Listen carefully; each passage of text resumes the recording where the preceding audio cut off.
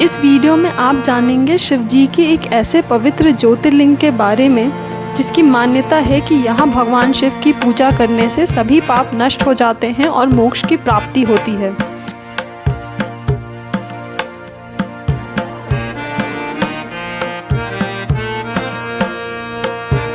ये कहानी है दो बहनों सुदेहा और ग्रीष्मा की। एक गांव में एक सुदर्शन नाम का ब्राह्मण रहता था।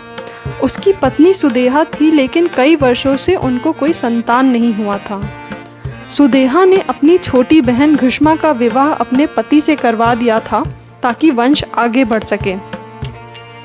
ग्रीष्मा शिव जी की बहुत बड़ी भक्त थी और उनकी भक्ति से खुश होकर शिव जी ने उन्हें एक पुत्र का आशीर्वाद दिया था, जिसके बाद सुदेहा के मन में काफ़ी ज़्यादा जलन की भावना आ गई थी। एक दिन उसने अपने क्रोध में आकर ग्रीष्मा के पुत्र की हत्या कर दी और उसका शव तालाब में फेंक दिया। बाद में अपने पुत्र को ना पाकर ग्रीष्मा विचलित हो गई, पर शांत मन से शिव जी की आराधना करने लगी। उनकी अटूट भक्ति को देखकर शिव जी प्रसन्न हुए। शिव जी ने ग्रीष्मा के मृत पुत्र को जीवित कर दिया और सुदेहा के भी पापों को क्षमा कर दिया। इसीलिए भगवान शिव के इस रूप को घृष्णेश्वर भी कहा जाता है, जिसका मतलब है करुणा के स्वामी या lord of compassion. Hello everyone, welcome to my YouTube channel goes and by Harshita. मेरा नाम हर्षिता है और मैं महादेव की नगरी वाराणसी से हूँ। इस वीडियो में मैं आपके साथ घृष्णेश्वर ज्योतिर्लिंग की कंप्लीट आइटनरी शेयर करूँगी।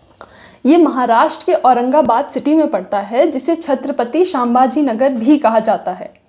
आप औरंगाबाद कैसे पहुंच सकते हैं, स्टेज के क्या क्या ऑप्शन हैं, दर्शन का बेस्ट टाइम क्या है।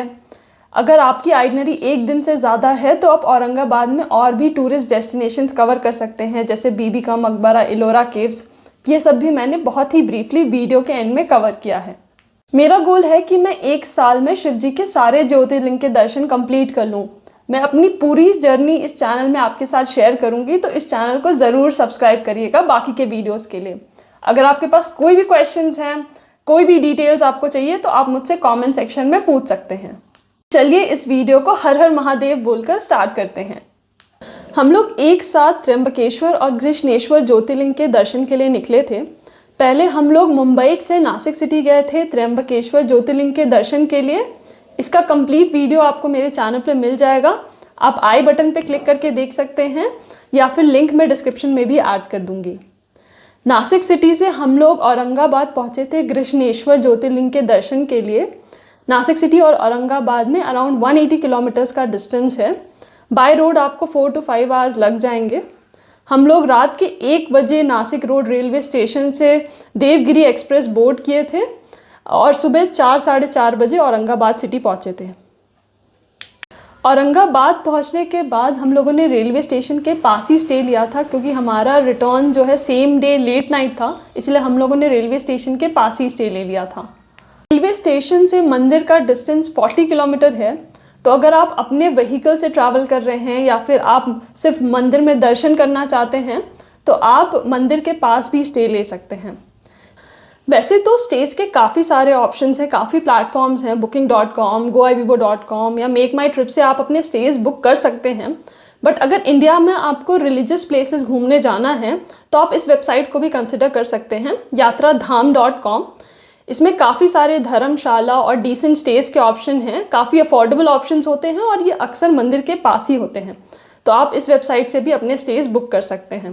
तो आइए एक बार देख लेते हैं कि yatradham.com में घृष्णेश्वर टेम्पल के पास क्या क्या स्टे के ऑप्शंस हैं।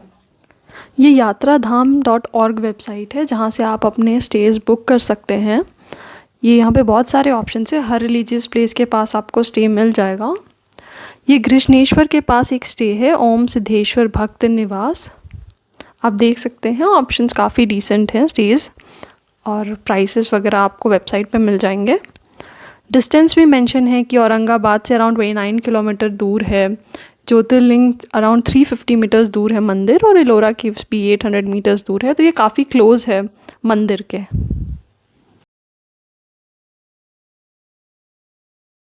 इन जनरल अगर आप सिटी में भी स्टे करना चाहते हैं तो जो भी स्टेज हैं इस पे आपको अवेलेबल है, मतलब अगर मंदिर के पास नहीं, औरंगाबाद सिटी में अगर आप स्टे लेना चाहते हैं तो।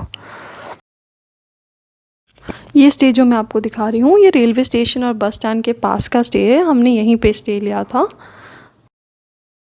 काफ़ी अफोर्डेबल है ये भी और काफ़ी डिसेंट सा स्टे था।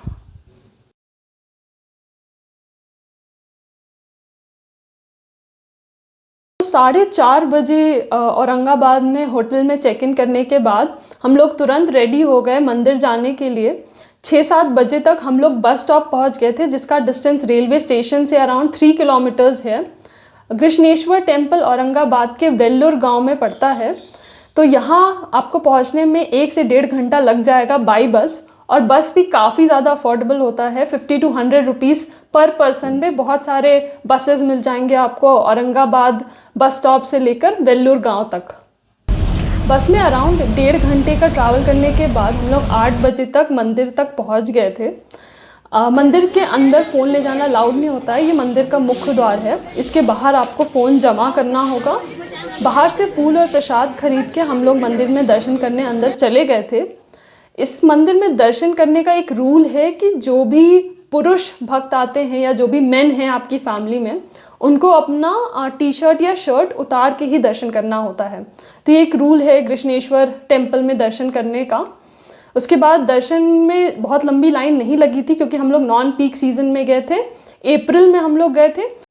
अगर आप सावन के महीने में जाते हैं या किसी पीक सीज़न में जाते हैं तो आपको बहुत ज़्यादा क्राउड मिल सकता है, बट हम लोग अप्रैल में गए थे और हम लोग ने मॉर्निंग में ही दर्शन कर लिया था, तो हमें कोई क्राउड नहीं मिला था। हमारा दर्शन काफ़ी जल्दी हो गया था। और एक और ख़ास बात है कृष्णेश्वर टेम्पल में दर्शन करने की कि यहाँ पे आपको शिवलिंग का स्पर्श करने को मिलता है। और किसी भी ज्योतिर्लिंग के दर्शन में मैंने अभी तक नहीं देखा है कि मुझे शिवलिंग का स्पर्श करने को मिला हो।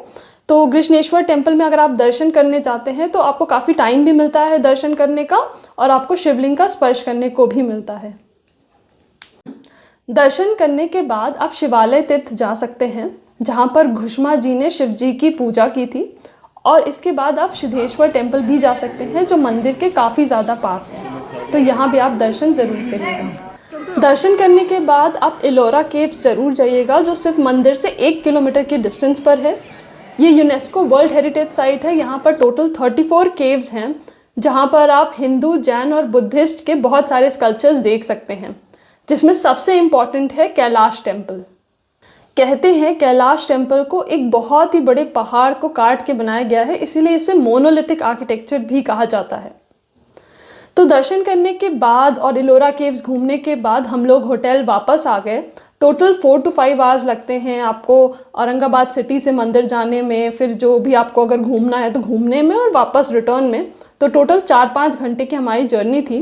होटल आकर हमने रेस्ट किया और शाम में हम लोग बीबी का मकबरा देखने चले गए। इसे औरंगाबाद का ताजमहल भी कहा जाता है। ताजमहल से काफ़ी ज़्यादा रिजेम्बलेंस है बीबी के मकबरा का। इसको 17th सेंचुरी में मुग़ल प्रिंस आज़म शाह ने अपनी मदर के मेमोरी में बनवाया था। तो बस ये था हमारा कृष्णेश्वर ज्योतिर्लिंग के दर्शन और औरंगाबाद सिटी में 1 दिन के स्टे की कंप्लीट आइटनरी। अगर आपने मेरा वीडियो यहाँ तक देख लिया है तो इस वीडियो को ज़रूर लाइक करिएगा और मेरे चैनल को ज़रूर सब्सक्राइब करिएगा। अगर आपके पास कोई भी क्वेश्चन है तो आप मुझसे कमेंट सेक्शन में पूछ सकते हैं। मैं बाकी ज्योतिर्लिंग की आइटनरी भी आगे के वीडियोस में आपके साथ ज़रूर शेयर करूँगी। तब तक के लिए हर हर महादेव।